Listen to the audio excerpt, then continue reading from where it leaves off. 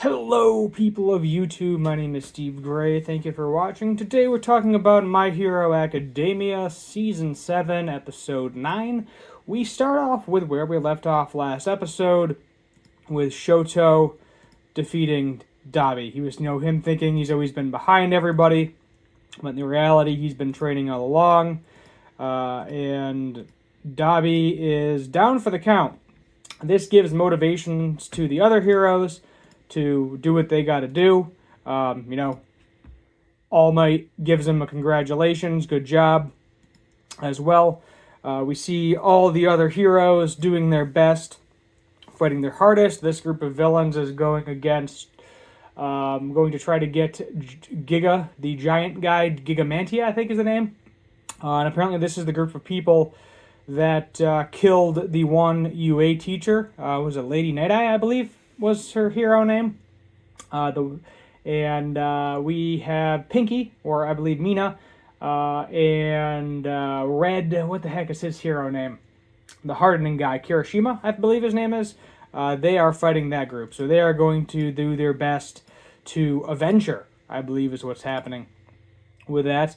We have a couple other Class 1A members. It gets kind of going back and forth. There's some flower guy that is in charge of going after Kurogiri, the teleporting dude that they captured a while back. Kind of no-name characters, if you will. You got Fat Gum here, and Mr. Naval Laser, Yuga, is chilling there as well. And he was like, then we have, I believe this is Koda, forgetting his name with the extendo arms. Spinner, we learn, has been powered up with an extra, giant quirk, as far as I can tell. At least what I'm seeing here. So he now has the power to do what he wants, and he is, huge.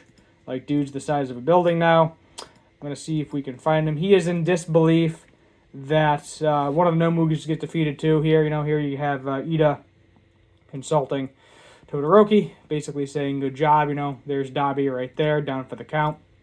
But, Spinner, we'll go back to Spinner for a second here, if I can find a good image of him. There we go, yeah. Right there, you can see how massive Spinner has gotten. He got powered up. He has a new sword that is made up of a lot of swords, I guess, tied together with belt buckles, is the weapon he's going for. But, he got a lot beefier, a lot stronger. And he is in charge of the Animorphs, I think is what he calls them, or Heteromorphs or something, basically, where they take on non-human characteristics, animal characteristics, obviously him essentially looking like a lizard. So, moving on to the fight with All for One here. It's Endeavor and Hawks going against them, Hawks being there for support.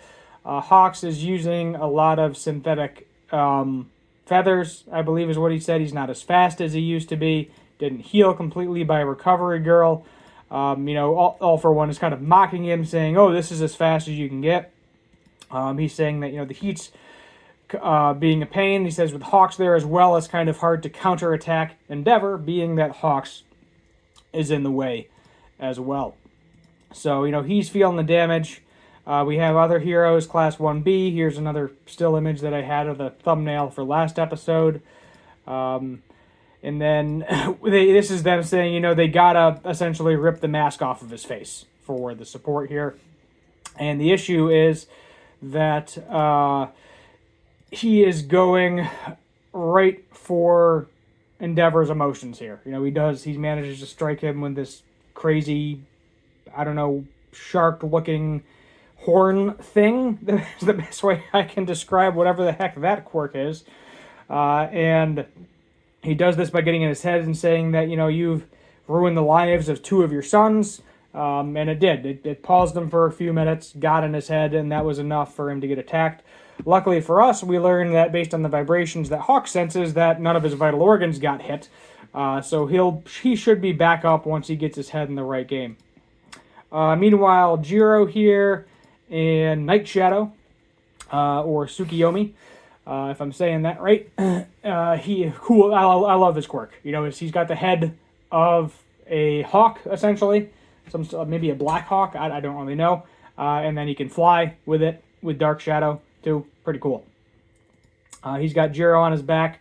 They help save the day for a couple of seconds. at least save Hawk from getting killed in the process of letting Endeavor down, gently so he just doesn't fall to his death. And we have, Endeavor here kind of thinking about what he's happened, saying, I shouldn't let him get into my head because this is not the time and the place for it right now. Everything I've done is my own fault. Well, he's basically like, yeah, I messed up. So we see here basically All For One trying to figure out who the weakest link is in this situation. And he determines that it is Jiro because she obviously cannot fly. She has sound waves she can produce too to block attacks. But being that she can't fly, knocks her off to her death. They're going to go to try to rescue her. And then while they're distracted doing that, he'll come in and kill all of them, I believe, is his kind of master plan here. So he ends up making a giant laser cannon. Is the best way. He's basically like Dark Shadow, Jiro, do what you got to do. I will do my best to support and protect you. Whatever I need to do here.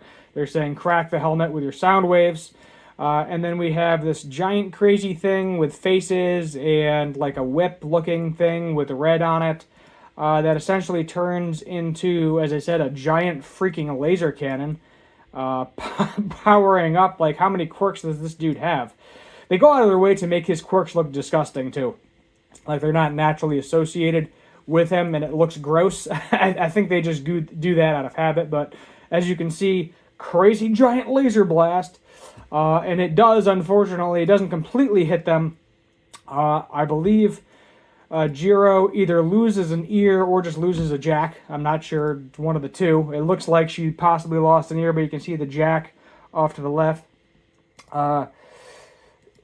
Dark Shadow also got hit. I think he was coughing up blood at one point. Trying to see if I can find a still image of that. Yeah, it looks like he got hit too. They're both, they're not down for the count, but they're definitely hurting.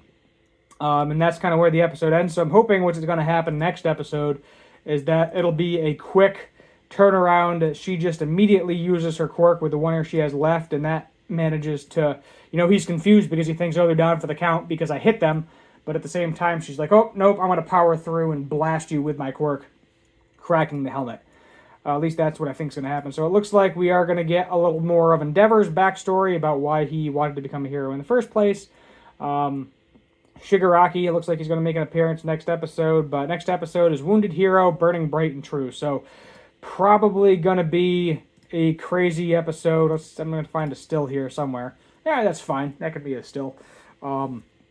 And Endeavor's probably going to get back up, do some stuff. I think Jiro, Dark Shadow, everybody's going to be fine there. They're going to continue to attack. Hawks is going to continue to fight as well. And I think he is either going to retreat or get defeated, something along those lines. I'm not 100% sure what's going to end up happening to him, but something is going to happen. I feel like the mask is going to get knocked off or something, and he's either going to have to retreat or he's just going to flee, and they're going to chase after him. With him trying to protect Shigaraki, because that's ultimately his plan, is he's like, I need to get to Shigaraki to protect him, just as a precaution, which I feel like that means he doesn't have 100% faith that Shigaraki can do what he needs to do. It doesn't seem like it, but being that Shigaraki is his successor, it would make sense. You want to make sure that your master plan is playing out how it should. So I think with that, we will end it there. Overall, this one can get an 8 out of 10. Pretty good fighting. Got some good story in there. Animation, for the most part, was pretty solid. Definitely unexpected that Jiro and Dark Shadow were going to show up and saves Hawks' booty a little bit there. So that was positive, too. Not really any major complaints, I would say. Other than, Endeavor, you can stop feeling sorry for yourself, so I'll knock it a point or two for that. And surprisingly, Deku wasn't in it. I thought the main guy had to be in every single episode, but he technically was not in this episode at all. So there it is. There you have it. Thank you for watching, and as always, have a good one.